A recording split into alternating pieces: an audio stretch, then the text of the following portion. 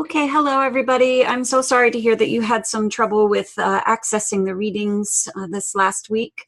I wanted to just quickly show you how I access the articles just in case I can help you through this process. If this is not the problem that you have, please do reach out to the folks at Moodle or at the GTU library.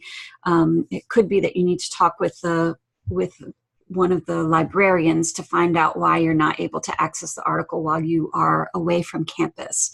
But just in case, here is one process that I want to walk you through.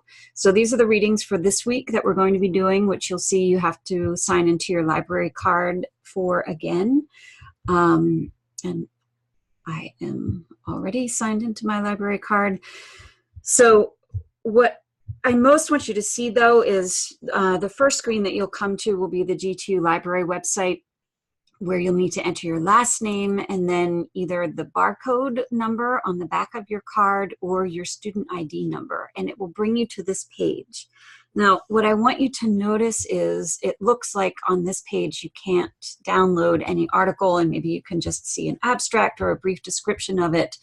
I want you to notice here this double arrow in the left-hand corner. You can almost not see it at all.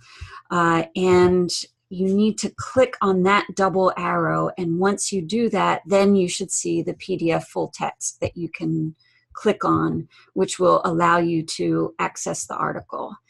Then in the upper right corner,